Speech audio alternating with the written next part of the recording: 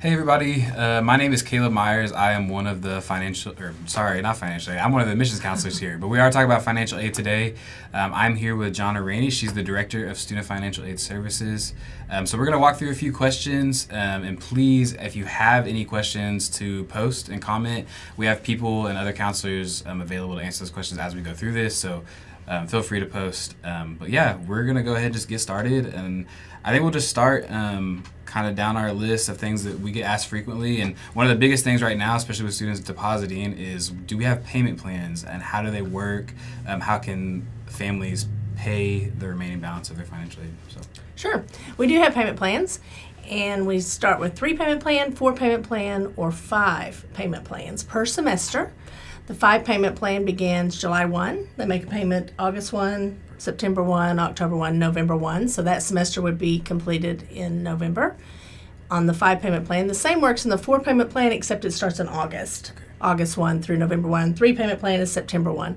So it just depends on the size payment that you want for that. And then you start again in December if you're on the 5 payment plan and start paying on your spring semester, and it works similarly. Gotcha.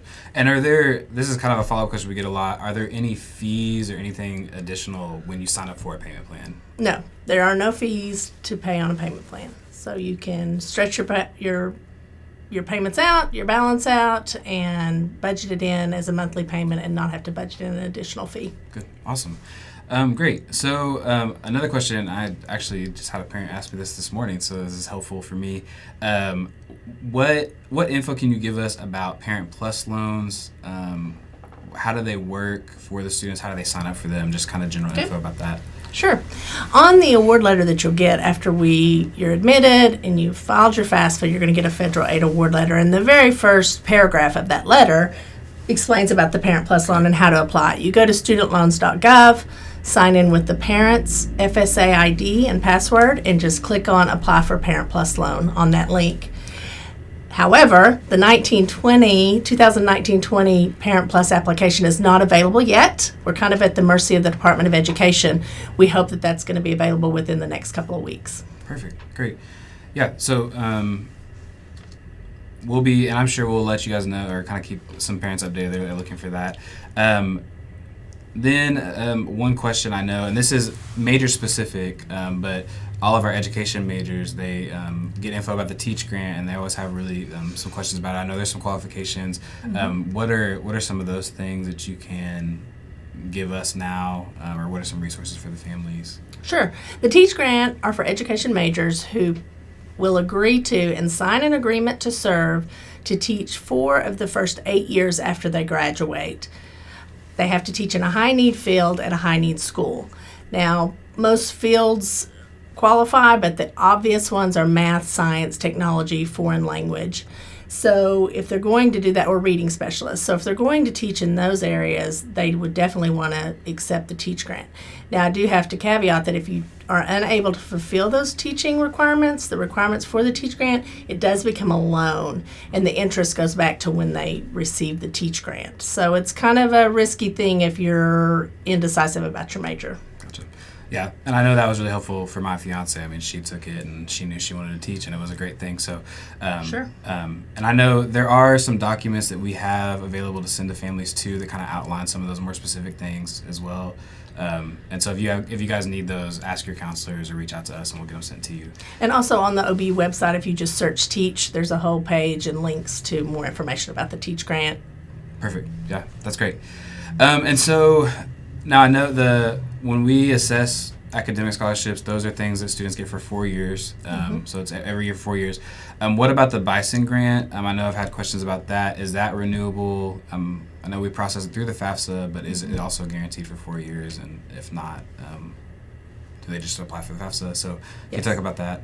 You do need to fill out the FAFSA every year. We recommend that you do that. But the Bison Grant is set. We want you to know coming in what your financial aid from OBU is going to look like each year. Now, saying that, the FAFSA could change your Pell Grant and other things, but your Bison, your academic, those things will stay in place as long as the student maintains at least a 2.0 GPA. Okay, great. And then with like some of those loans and things, questions we get a lot of times are the Stafford loans. I know that those are things that we give out and they're part of our financial aid package. how kind of what are the differences between, I guess, subsidized and unsubsidized, and then also how do they compare to private loans? That's a question we get quite a bit as counselors. Sure. Yeah. Okay. The Stafford loans, there are subsidized and unsubsidized. And the easiest way to remember that is the government subsidizes the interest while the student's in school. In other words, it's an interest-free loan because the government's paying that interest. The unsubsidized is accruing interest while the student's in school. The family or the student can choose to pay the interest quarterly, or it can capitalize and roll into the loan, and they'll owe it when the loan goes into repayment. Both of those loans go into repayment 6 months after the student graduates or is no longer enrolled at least half time. Private loans are good if you've exhausted your Stafford loan and even your parent loan as resources. Those interest rates, pay close attention because those interest rates vary from lender to lender. You have to shop around. We have information on private lenders on our website, okbu.edu/lenders, and those are the ones we've checked out. We recommend. You're not going to pay a 20% interest on a private loan for those. Yeah, great. And then outside scholarships, what are some resources and places where students can look to kind of help offset some of the costs? I know they always ask that. Mm-hmm. What are some trusted sources that you have that maybe you can give some families? Sure. Our Facebook page is one thing, OBU Student Financial Services Facebook page. Like that page, any information we get about outside scholarships, we check those out. We make sure there's no fee to apply, those sorts of things, and we'll post that information on our Facebook. I also recommend you speak to your high school counselor, visit high school pages. Sometimes even if it's a different high school in your town, they have things that they post on their high school websites about scholarship information. So that's always good to do. The other thing that I'll caution you about is only go with free scholarship searches. We have some of those links on our page, on our scholarships page at the bottom. Don't pay anyone to search for scholarships. They're just going to direct you to do the things that I'm directing you to do, and you'll be out the money that they're charging you. Yeah, that's great. And Jonna, I would encourage you as well. Your high school counselor are great resources for local scholarships. You'd be surprised at just asking a question what resources you could get. And then our webpage is really great as well. So awesome. I think I have about one more question, and just it's work study. So like, what is that? How does that work for us? When students get an amount for work study, how does that work in their account and all that? So. Sure. Work study, at some campuses, you have to have federal work study eligibility to work on campus. That's not true at OBU. We have both work study and non-work study jobs. We don't have a job for every student. So I always say the persistent students are going to get the jobs, and also the students who are less picky, where they just need to work.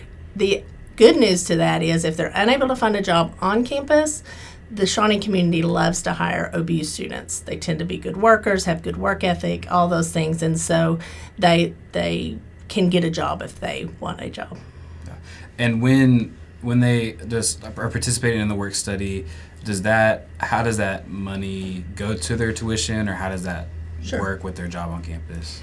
For any on-campus job, whether it's work study or non-work study, when they fill out all their paperwork to start their job, they can choose to have some or all of their paycheck go directly to their student tuition account, or they can get a paycheck for the hours they work. And that's what most of our students do. Perfect. Great. Well, guys, that is the questions that we have. Those are the most frequently asked questions. And again, if there's things that we're missing or if there's things that we haven't covered, my staff, all the admissions counselors are here to answer some of the basics, but Jonna's whole team is there and available to work with you guys. We want to make this as clear and as helpful as we can. So let us know what we can do to help you guys. We know financial aid is a big part of this decision, and we want to make it clear and hopefully helpful. So thank you all for your time, and we hope to talk to you soon. Thank you.